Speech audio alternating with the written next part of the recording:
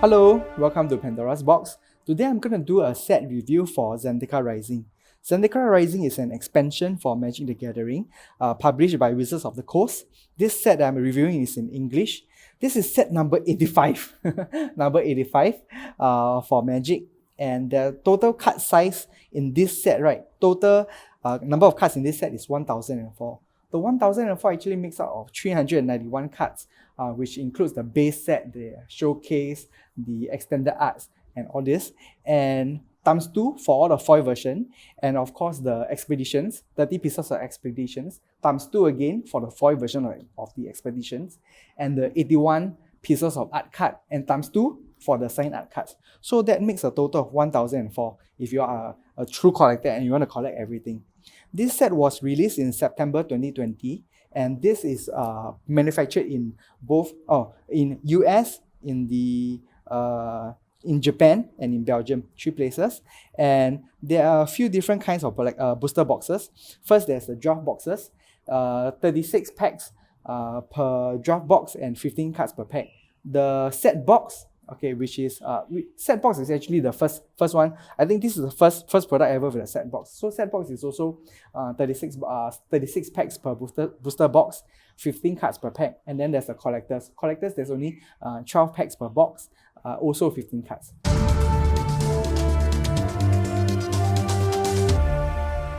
So the first criteria that I usually use when evaluating sets is vision. Vision is basically the concept, the theme, whether there's any underlying lore, whether the project, whether this expansion is big or not, whether it captures my imagination. So in terms of vision, in terms of concept, I think this is a very, very well put together product. So Zendikar is actually a very well-loved place, a very well-loved plane, right, among Magic the Gathering players, and we have not visited Zendikar for quite some time. I think the last time we went was it Rise of the Eldrazi or something? Been a few years already. So this is like a rehash, because I know because this is a popular plane. So Wizards sort of wants to bring players back to this plane. But in terms of story-wise, I think the backstory for this particular set is a little bit weak. The story is there's effort. I mean, Wizards actually hired writers, right, to write chapters of the story, and it actually brings Jace and Nihiri and Nissa onto an adventure within the plane itself to quell some kind of uprising or something. So in terms of lore, but there is lore, there's effort put into having this lore, but I do think that the backstory-wise, characterization, everything, right, the lore is a little bit weak compared to other sets, other expansions. So in terms of the theme, it's very strong. In terms of the concept, it's very strong. It does really feel like you are going on an adventure. The scale is very, very good as well, because it's a big set. And usually for me, right, the bigger the scale is, the better I feel that the set is. So it really does capture my imagination as well. But the only thing that's holding this back is that I do feel that even though there is a presence of a backstory, the backstory is rather weak. The characterizations, I think, is rather weak as well.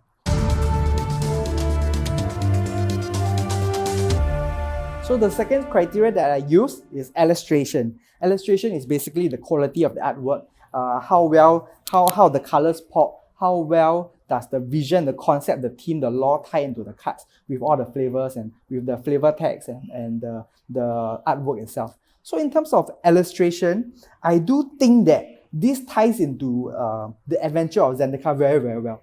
So the quality of artwork is really, really good. Okay, Magic is the benchmark for artwork for all TCGs. Okay, for all TCGs, Magic is the benchmark. Even like those uncommon, those how do I say, rare cards, not just all the mythic and rare cards, but even common cards, the quality of the artwork is so high, so good. And the artwork also fits into the theme very well. So like the artwork here, it does feel like, because Zendikar is a very, very special plane, so the landscape itself, right, it is very unique. So the mountains are really, really jagged, and the islands are like waterfall. It's like waterfalls in a big bowl, So wait, let me give you some example. Waterfall in a big bowl. Where are some of the lands? Let me quickly show you. So the lands are something like that as well. So there's a very, very unique art style, right? Landscape in terms of landscape, right, for Zendikar. Even the forest also. The forest, everything, they all look very, very unique. So this does feel like a very big adventure, a very big hike into Zendikar. So in terms of execution, right, yes, I think execution is done very, very well. I really do feel that I'm within the plane of Zendikar. Even among all the normal, those like common cards like this one, right? I do think that you see the background, like that does really feel like Zendikar. So I do think that in terms of implementation, in terms of realization, in terms of whether the cards, the illustration have got flavor for this concept, right? Yes, I do think the illustration is very, very good. Okay, but of course, in terms of illustration, I feel that Kjellheim does it better. I feel that Kjellheim has got a little bit better illustration. I'm actually reviewing this one right after Kjellheim because time warp. But in any case, illustration is very, very, very strong. Very, very strong. The next criteria that I look at is realization. Realization is the implementation of the whole set itself, including the card quality, the flavor text, the printing foiling, and the overall effort put into this expansion itself. So in terms of realization, it's also really, really high. Like I mentioned, flavor text. Yes, flavor text does give you, does advance the story. It does tells you a bit about the characters, tells you a bit more about the monsters, okay, the unique personalities you see in Zendikar, and also it tells you a lot about the personality of the plane itself. So Zendikar is a very, very plane, a very landscape-based set. So it's like Zendikar has like a personality of its own. So the cards really tell the story of the different personalities of the mountains and the islands and the forests, right, of Zendikar itself. So yes, implementation-wise, in terms of the flavor, execution is done very, very well. Card quality is very good. So Magic has got very, very good card quality. Okay.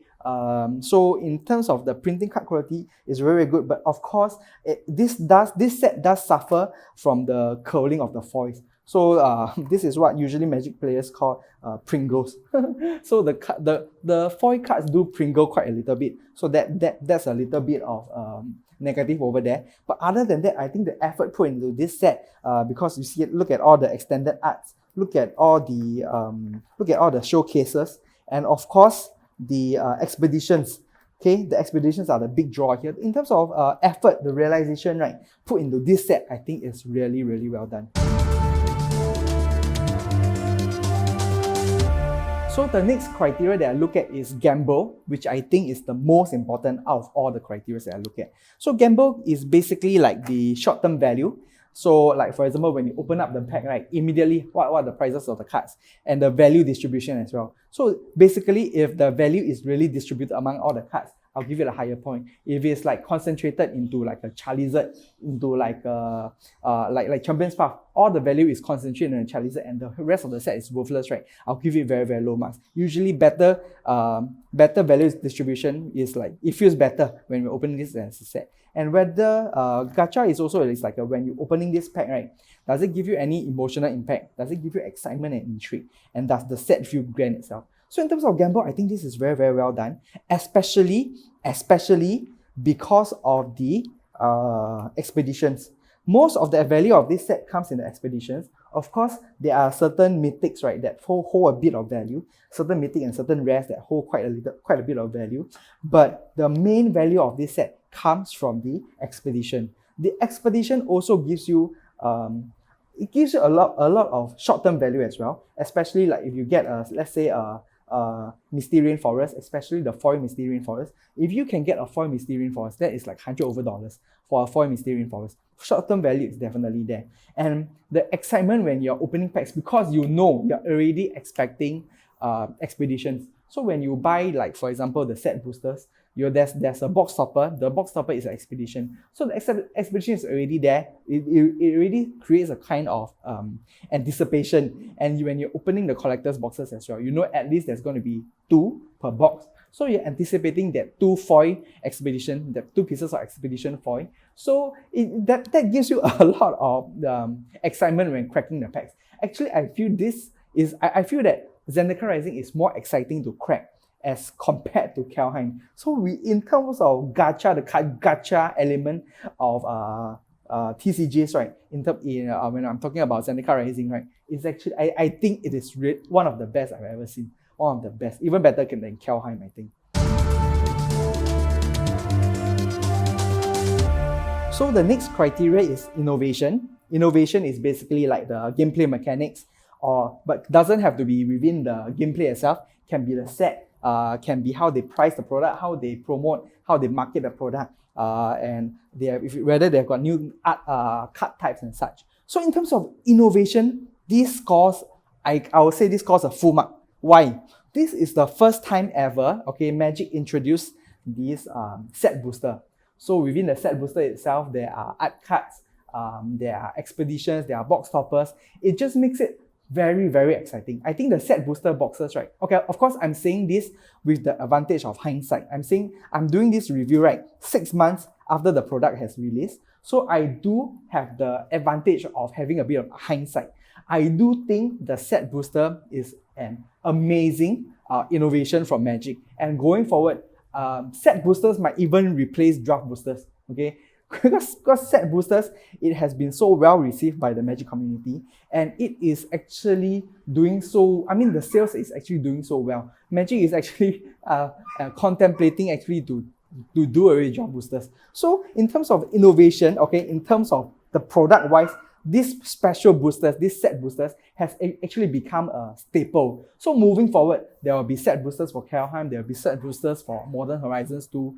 I think set boosters for all products going forward. So in terms of innovation, I think this has got to score almost full marks. Of course, in terms of gameplay-wise, in terms of, they are bringing back Landfall, which has always been a very, very popular mechanic. They are bringing back all the showcase cards, all the extended art cards.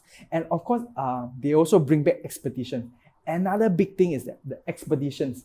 Expeditions are like masterpiece. So they actually introduced Expeditions, right, in what was that? Battle for Zendikar, was it? They had masterpieces in Kaladesh, masterpieces in Amonkhet. So they sort of bring back masterpieces, but not spread within a few expansions, or within this one Zendikar Rising. They have their own expeditions, which is sort of like the masterpiece cards, but they make it more readily available. So that makes it very, very, how do I say, very buyable. Is that the right word can I use? Very, it is very appetizing for collectors, because you can get a full set of expeditions, right, within just one Zendikar Rising set, instead of spread across various different expansions. And this innovation, okay, along with the introduction of the set boosters, right, I feel that in terms of innovation, this is the best I've ever seen. So this is going to get a full mark, right, for innovation. The last criteria that I usually look at is novelty. So novelty is like the significance of the product, whether it gives you nostalgia, whether it is iconic, where it stands among all the products in the current MTG pipeline, whether it gives you long-term value, and whether it is original. So in terms of novelty, this one scores really, really well as well. It is nostalgic in a sense that it brings you back to Zendikar, which is a very, very popular plane among Magic players. Is it significant long term? I do think so, because it will always be seen as the first set that introduced set boosters.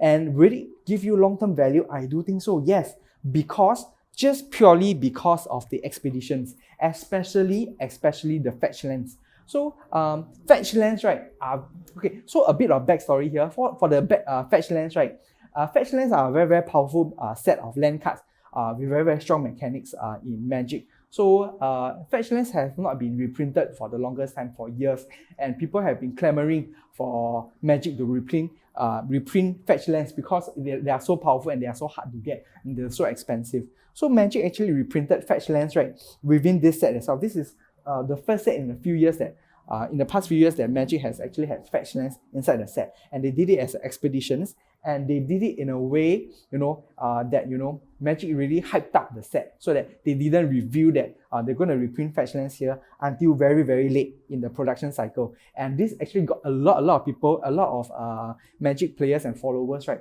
very, very hyped up about this product. So in terms of the marketing, in terms of, significance and recognition, iconicness, long-term value, right, I think this scores really, really well because of how Wizard played his hands in regards to the expeditions. So this will definitely retain long-term value because Fetch Lands, I do think that Fetch Lands, like as a mechanic, right, I think that Fetch Lands is even more powerful than Dual Lands. Okay, I do think that of course, Dual Lands can't be reprinted. I definitely Dual Lands will hold longer value, better value in the long term because Dual Lands are on the restricted list. But I do think that objectively as a mechanic, right, I think that Fetch Lands are more powerful than Dual Lands. So because of the inclusion of Fetch Lands and in the expeditions of this set, right, long-term value, I think this will hold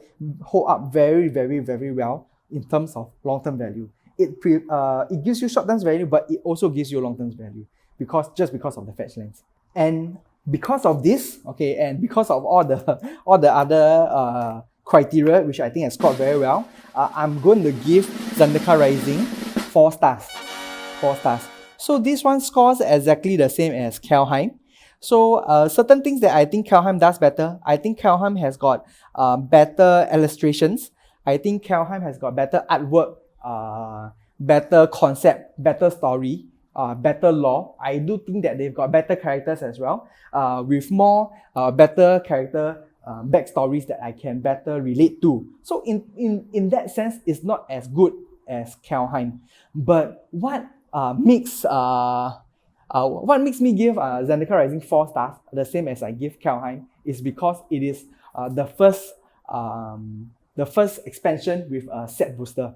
The first, and then it included Fetch Lands as a part of the expeditions. So that actually made up for a lot of the deficiencies in terms of the backstory, in terms of the concept and lore and execution and artwork. So I do think that when cancelling this and Khelheim sort of like cancel each other out, that's why I feel that Zendikar is deserving of 4 stars. 4 stars is actually a very, very good grade. I have not given any product 5 stars yet. And my grading is actually rather stringent. I just gave Yu-Gi-Oh! A 2 stars. Yu-Gi-Oh! Blazing Vortex a 2 stars. I gave Champions Path 1.5 stars. I gave Final Fantasy, spoiler, that's my lowest ever. Final Fantasy Open Shop, I gave it a 0.5 star. My grading is actually quite stringent, and 4 stars is extremely good. Okay, 4 stars means it's almost a perfect set. I actually gave Time Spiral very, very good marks as well. If you have not seen my Time Spiral video yet, I'm not going to spoil it for you. But overall, I do think that this is a very, very iconic set. This is going to go down well. This is going to be very significant. People are going to look back 5-10 years, 3-5-10 years later and come back and see Zendikar Rising is one of the more prominent sets that Magic has released within this period of time. And this is the set, if you want to really hold on to in terms of financial value, in terms of long-term value, right? This is the set I feel that you should hold on to. So I've come to the end of my set review. Please do let me know if you all agree or disagree. Please let me know if you think I'm being overly optimistic or overly antagonistic towards this product. I'll very, very much appreciate your comments.